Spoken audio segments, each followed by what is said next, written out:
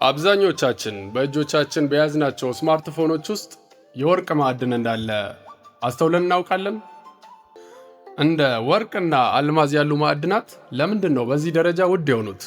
ለሰው ልጅ ጌጥ ከመሆን ባለፈ ሌሎች የሚሰጡትስ አገልግሎቶች ምንድን ናቸው? እንመልከት። ወርቅ በዓለም አቀፍ የፋይናንስ ታሪክና ኢኮኖሚ ውስጥ ዘ አልቲሜት ሴፍ ሄቨን አሴት ወይንም የመጨረሻው አስተማማኝ ሀብት በመባል ይታወቃል። የወረቀት ገንዘብ እንደ ዶላር፣ ዩሮ ወይም ብር ማዕከላዊ ባንኮች በፈለጉ ጊዜ አትመው ሊያበዙት ይችላሉ። ገንዘብ በበዛ ቁጥር ደግሞ የመግዛት አቅሙ ይወርዳል። ወርቅ ግን በተፈጥሮ የተገደበ መጠን ስላለው ማንም ሰው በፈለገው ጊዜ ሊያትመው ወይም ሊፈጥሮ አይችልም። በመሆኑም የሀብት ዋጋን ሳይቀንስ ለዘመናት ጠብቆ የማቆየት ብቃት አለው። በመሆኑም ወርቅ የዓለም አቀፍ የገንዘብ ስርዓት ውስጥ ማዕከላዊ ባንኮች የሀብት ክምችት ወይንም ሪዘርቭ አድርገው የሚይዙት አስተማማኝ ሀብት ነው።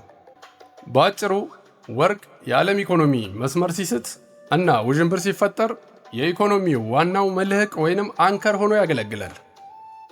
ወርቅና አልማዝ እጅግ ውድ የሆኑት በተፈጥሮ ውስጥ ባላቸው እጥረትና ለማውጣት ከሚጠይቁት ከፍተኛ ወጪ በተጨማሪ በሳይንስ በቴክኖሎጂና በኢንዱስትሪ ውስጥ የማይተካ ሚናና ልዩ አካላዊና ኬሚካላዊ ባህሪ ስላላቸው ነው።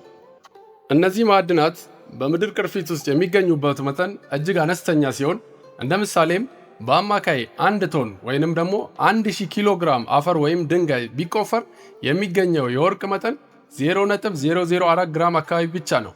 በሰው ልጅ ታሪክ ውስጥ እስካሁን ተቆፍሮ የወጣው ወርቅ ሙሉ ቢሰበሰብ ጎኑ 21 ሜትር በ21 ሜትር የሆነ አንድ ትልቅ የብረት ኪዩብ ወይንም ሳጥን ብቻ ነው የሚሞላው። ማዕድናቱ ከምድር ጥልቅ ቆፍሮ ለማውጣትና ለማጽዳት ከፍተኛ ኤሌክትሪክ፣ ዘመናዊ ማሽነሪና የሰው ኃይል ይጠይቃሉ። ሌላው ወርቅ ፈጽሞ የመዛግ ባህሪ የሌለውና በጥሩ ሁኔታ ኤሌክትሪክ የሚያስተላልፍ ሲሆን አልማዝ ደግሞ በምድር ላይ ካሉ ነገሮች ሁሉ ጠንካራው ነው። ከላይ ጠቀስናቸውና ሌሎች ፋክተሮች እነዚህን ማዕድናት ውድ እንዲሆኑ ሲያደርጓቸው ማዕድናቱ በቴክኖሎጂና በኤሌክትሮኒክስ፣ በኢንዱስትሪና በማኑፋክቸሪንግ፣ በውሃ ምርምርና በኤሮስፔስ፣ በሕክምና ዘርፍ የሚሰጡትን አገልግሎት ስንመለከት በቴክኖሎጂና ኤሌክትሮኒክስ ዘርፍ ወርቅ ለኦክሲጅንና ለእርጥበት አይበገርም። በመሆኑም በስልክ፣ በኮምፒውተር፣ በማይክሮቺፕና በማዘርቦርድ ማያያዣዎች ላይ አስተማማኝ የኤሌክትሪክ ፍሰት እንዲኖር ያገለግላል። የወርቅ ልዩ ኬሚካላዊና ኤሌክትሪካዊ ባህሪያት በዘመናዊ የቴክኖሎጂ ዓለም ውስጥ እጅግ ተፈላጊ ያደርጉታል። ለእነዚህ የቴክኖሎጂ መሳሪያዎች ወርቅ ተራ ብረት ሳይሆን የመሳሪያዎቹን የሕይወት ዘመንና ፍጥነት የሚወስን ወሳኝ ማዕድን ነው። ወርቅ በኤሌክትሮኒክስ ውስጥ የሚመረጥባቸው ዋና ዋና ምክንያቶችን ስንመለከት እንደ ቆርቆሮ፣ ነሐስ ወይም ብረት ያሉ ማዕድናት ከአየርና እርጥበት ጋር ሲገናኙ ይዝጋሉ ወይንም ኦክሲዴሽን ላየር ይፈጥራሉ። ወርቅ ግን በምንም አይነት የተፈጥሮ ሁኔታ ውስጥ አይዘግም። በዚህም ምክንያት አስተማማኝ የኤሌክትሪክ ፍሰት ተመራጭ ሲሆን ምንም እንኳን የመስመር መብራት ማስተላለፊያዎች የሆኑት ኮፐር እና ሲልቨር ከወርቅ የተሻለ የኤሌክትሪክ የሚያስተላልፉት ቢሆንም ሁለቱም ከጊዜ ብዛት የመዛግና የማደፍ ባህሪ አላቸው። ወርቅ ግን በፍጹም ስለማይዝግ የኤሌክትሪክ ሲግናል ሳይቋረጥና ሳይዛባ እንዲፈስ ያደርጋል። እንዲሁም ወርቅን እጅግ በጣም ቀጭን ወደሆኑ ሽቦዎች መቀየር ይቻላል። ይህም በአጉሊ መነጽር ብቻ ሊታዩ የሚችሉ የማይክሮቺፕ ማያያዣዎችን ለመስራት ያገለግላል። በየቀኑ ከምንጠቀምባቸው የወርቅ ውጤቶች ስማርትፎኖች አንዱ ሲሆኑ በአንድ ስማርትፎን ውስጥ በአማካይ እስከ 50 ሚሊ ግራም የሚደርስ ወርቅ ይገኛል። በተለይም በሲም ካርድ ማስገቢያ፣ በቻርጀር ማያያዣዎችና በካሜራ ቦርድ ላይ። ሌላው ደግሞ ኮምፒውተሮችና ላፕቶፖች ላይ ሲሆን በማዘር ቦርድ እና በሲፒዩ ፒኖች ላይ ያሉት የቢጫ ቀለም ንብርብሮች የወርቅ ሽፋን ናቸው። የሕክምና መሳሪያዎችን ስንመለከት በልብ ምት ማስተካከያ ወይንም ፔስ ሜከርስ እና በተለያዩ የኤሌክትሮኒክስ የሕክምና መሳሪያዎች ውስጥ አስተማማኝ ፍሰት እንዲኖር ወርቅ ጥቅም ላይ ይውላል።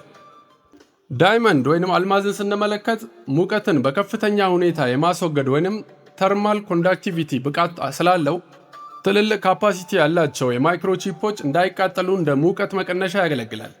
አልማዝ ኤሌክትሪክ አያስተላልፍም፣ ነገር ግን ሙቀትን በማስተላለፍ እና በማስወገድ ተርማል ኮንዳክቲቪቲ ማለት ነው በምድር ላይ ካሉ ቁሳቁሶች ሁሉ የተሻለ ነው።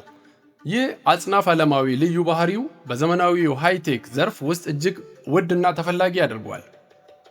ዳይመንድ በዘመናዊ ቴክኖሎጂ ውስጥ ያለውን ወሳኝ ሚና ስንመለከት አንደኛው የሙቀት መቀነሻ ወይንም ሂት ሲንክስ ነው። በጣም ከፍተኛ አቅም ያላቸው ማይክሮቺፖች፣ የሌዘር ዳዮዶች እና የራዳር ትራንዚስተሮች በስራ ላይ እያሉ ከፍተኛ ሙቀት ያመነጫሉ። ይህ ሙቀት ካልወጣ ቺፖቹ ወዲያውኑ ይቃጠላሉ። የአልማዝ ንብርብር ወይንም ዳይመንድ ሂት ሲንክ ከቺፖቹ ስር በማንጠፍ ሙቀቱን ወዲያውኑ በመምጠጥ እንዲወጣ ያደርገዋል።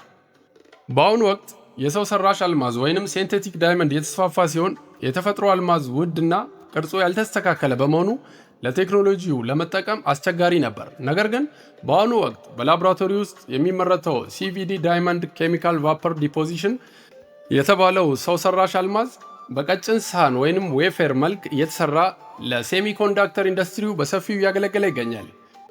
የወደፊቱ የሲሊከን ቺፖች ገደብ ላይ እየደረሱ በመሆናቸው ሳይንቲስቶች አልማዝን እንደ ዋና የሴሚኮንዳክተር መሰረት ወይንም ዳይመንድ ቤዝድ ኤሌክትሮኒክስ በመጠቀም እጅግ ፈጣንና ሙቀት የማይበግራቸው ሱፐር ኮምፒውተሮችን ለመስራት እየተጠቀሙበት ነው።